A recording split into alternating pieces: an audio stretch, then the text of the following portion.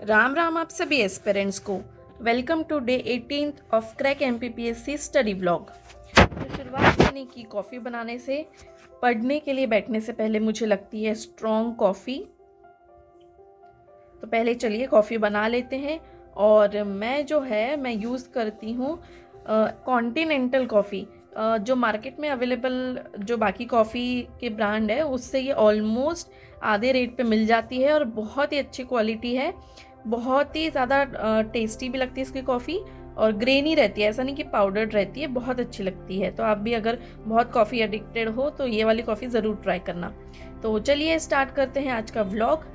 पढ़ने बैठने में मुझे ऑलमोस्ट 12:30 बज गए और मैंने फिर से वही अपना पॉलिटी वाला सेक्शन उठाया जो मेरा आज का टारगेट था, तो वो मैंने स्टार्ट कर दिया है। जैसे जैसे आप पढ़ते चले जाते हैं वैसे वैसे आपको वो सब्जेक्ट की क्लैरिटी बहुत अच्छी तरीके से होते चली जाती है।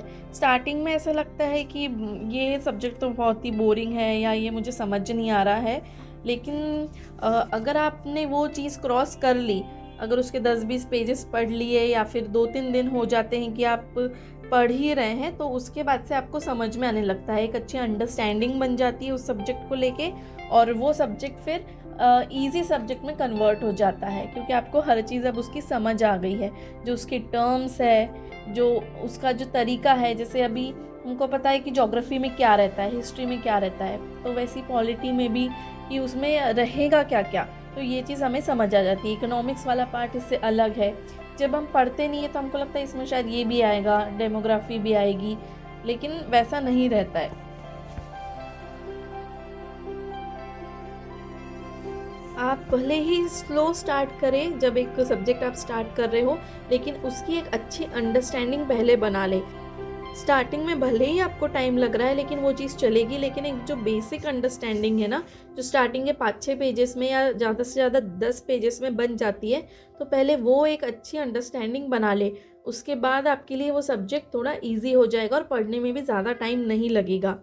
तो मैंने ये देखा कि जो पॉलिटी है उसका लूसेंट में ऑलमोस्ट 47 to 50 पेजेस है और अगर ये मेरे 4-5 दिन में हो जाते हैं तो मैं नेक्स्ट अब सोच रही हूँ कि ज्योग्राफी स्टार्ट करूँ। मुझे ज्योग्राफी पसंद ही है और थोड़ा सा ज़्यादा क्वेश्चन भी आते हैं ज्योग्राफी से।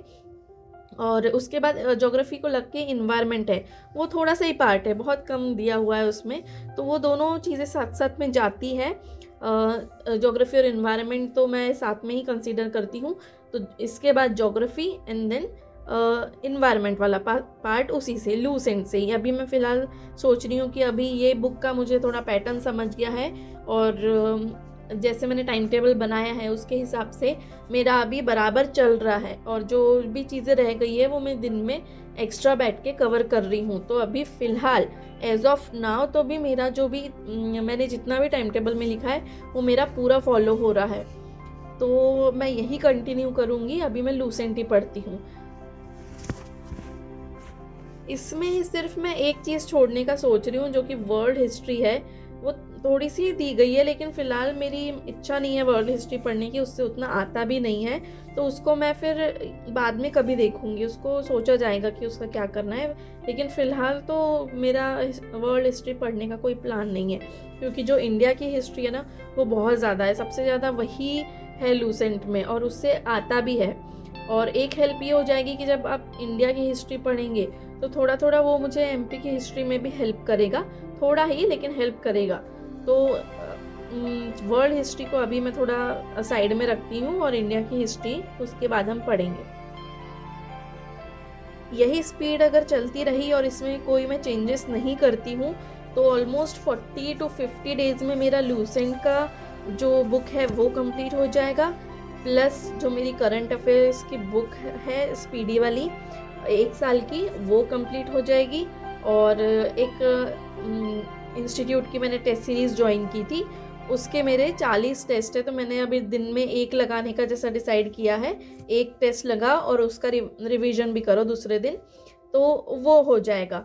और साथ ही साथ जैसे मैं लूसेंट अभी दिन में पढ़ती हूँ और उसका रात में रिवीजन, तो लूसेंट की एक बार रीडिंग और दूसरे टाइम जो रहता है सेशन उसमें उसका रिवीजन, तो इतना चीज़ मेरा 40 to 50 डेज़ में कंप्लीट हो रहा है। और फिर हमारे पास रह जाते हैं 45 डेज़, अगर मैं 90 दिन कंसीडर करती हूँ तो उसमें फिर मेरी रह जाती है मुकेश महेश्वरी की बुक, जो मैं आधी तो पढ़ चुकी हूँ, लेकिन जब मैंने टाइम टेबल बनाया तो मैंने उसमें पूरी ही बुक कंसीडर की। मैंने उसके आधे पेजेस नहीं पकड़े हैं, पूरे ही पेजेस पकड़े हैं। तो ये एक चीज़ थोड़ी फ़ायदेमंद रहेगी कि उतनी मार्जिन मेरे पास है, जो 200 पेजेस की मार्जिन, उतना टाइम मुझे एक्स्ट्रा मिलेगा, तो वो मैं रिवीजन में लगाऊंगी, क्योंकि सबसे ज़्यादा इम्पोर्टेंट रिवीजन ही है। क्योंकि जब आप एग्ज़ाम में बैठते हो ना, तो कभी कभी क्लिक ही नहीं होता है कि अरे यार ये तो 3 बार पढ़ा है, ये 4 बार पढ़ा है, लेकिन फिर भी इसका आंसर मुझे याद ही नहीं आ रहा। ऑप्शंस इतने कंफ्यूजिंग रहते हैं कि ऐसा लगता है कि ए भी है, बी भी है, सी भी है और डी भी है। तो उसके लिए आपको बहुत ज़्यादा बार रिवाइज भी करना पड़ेगा और शॉर्ट नोट्स भी बनाने पड़ेंगे और ट्रिक्स भी लगानी पड़ेगी। तो उसके लिए थोड़ी सी मार्जिन हमें चाहिए एग्ज़ाम के पहले।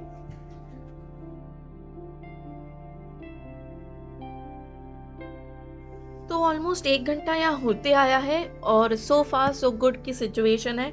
स्टार्टिंग में 1-2 दिन अपन को लगते हैं थोड़ा सा एडजस्ट होने में अपने ही टाइम टेबल के साथ। जैसे सोचा था कि 2 घंटे में 10 पेजेस करने हैं, तो पहले दिन जल्दी हो गया, दूसरे दिन एक्स्ट्रा टाइम लगा, तीसरे दिन उतना ही टाइम लगा, और अभी ऐसा फ्लो बन गया है कि नहीं, जितना मैंने लिखा है उतना मैं करती हूँ। और मेरा अभी बिना टाइम पास किए मैं स्टार्ट कर देती हूँ, और जैसे जैसे 10 मिनट में 1 पेज होना चाहिए तो वैसा हो जाता है। और इस चीज़ की खुशी ना, जैसे आप पूरा दिन में आपके सभी टास्क कंप्लीट हुए तो रात में इतना ज़्यादा रिलैक्स लगता है कि आप मतलब ऐसा लगता है बस आपने अचीव ही कर लिया, क्योंकि आपको ये पता है कि ये अगर मैंने टाइम टेबल फॉलो कर लिया तो मुझे एग्ज़ाम क्रैक करने से कोई नहीं रोक सकता। और उस चीज़ की खुशी बहुत ही अलग लेवल पे ही होती है। तो उस चीज़ के लिए बस आप भिड़ जाइए और लग जाइए अपने ड्रीम्स को पूरा करने में, क्योंकि यही एक मौका रहता है। पता है, एक बार टाइम निकल जाता है ना, तो फिर बहुत ज़्यादा डिसअपॉइंटमेंट होती है। जैसे मेरा यूपीएससी का अब टाइम निकल गया है, तो मुझे अब रिग्रेट होता है कि यार ऐसी पढ़ाई जो मैं अभी कर रही हूँ, फुल स्ट्रेटेजी लगा के, पूरा टाइम टेबल फॉलो करके, और एक्चुअल में अभी पढ़ाई हो रही है, अगर ये चीज़ मैं तब फॉलो करती तब शायद अकल नहीं रही होगी उतनी, लेकिन वैसा अगर किया रहता तो मेरा वो भी क्रैक हो सकता था। तो टाइम निकलने के बाद रिग्रेट करके कोई फ़ायदा नहीं है, इसलिए अभी ही आप लगो, क्योंकि एक बार आपकी जब एज हो जाती है तो आपके ऊपर और भी रिस्पॉन्सिबिलिटीज़ आएगी। आपको जॉब लगना चाहिए, आपकी एक फैमिली है, आपको फाइनेंशियली स्ट्रांग बनना रहेगा और बहुत सारी चीज़ें रहती है। इसलिए टाइम के रहते हुए प्लीज़ अपने गोल्स को पूरी मेहनत करके हासिल करने का बस एक लक्ष्य रखो और कुछ भी मत सोचो, बाकी चीज़ें बराबर टाइम पे हो जाएगी। जो भी होना रहेगा, प्लीज़ किसी भी चीज़ से डिस्ट्रैक्ट मत हो और बस अपने एम की तरफ ही आगे बढ़ते चलो।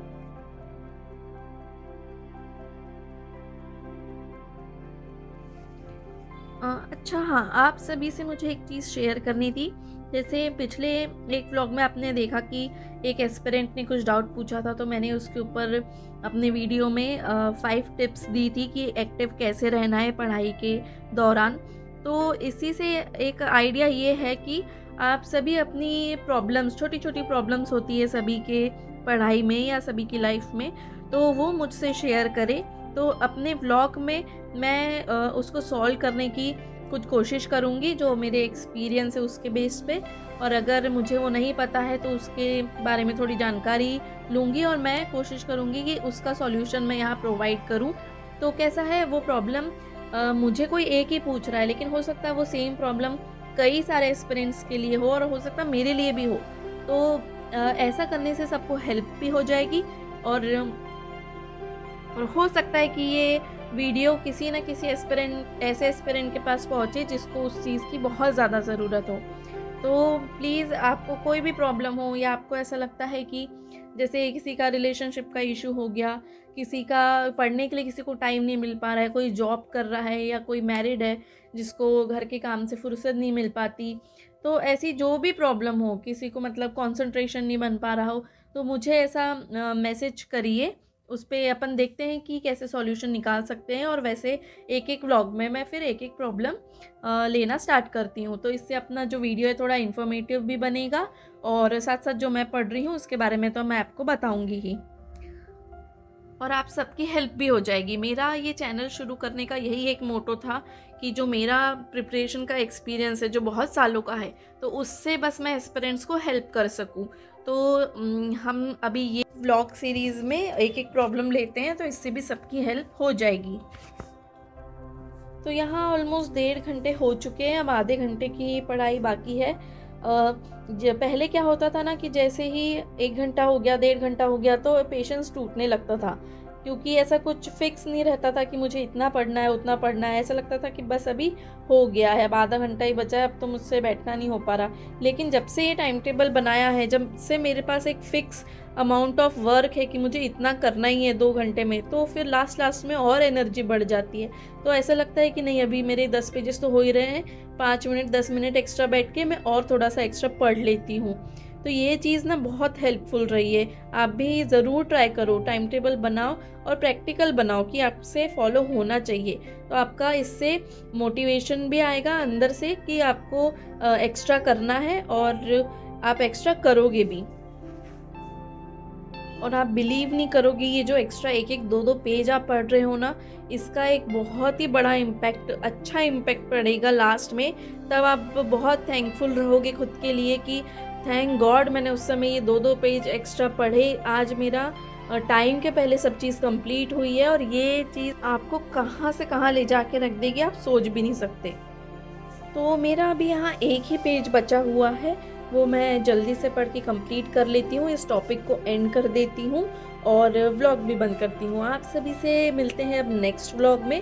तब तक के स्टे ट्यून्ड, स्टे मोटिवेटेड और अंदर से motivated, and please please please subscribe to my channel. Thank you. Ram Ram.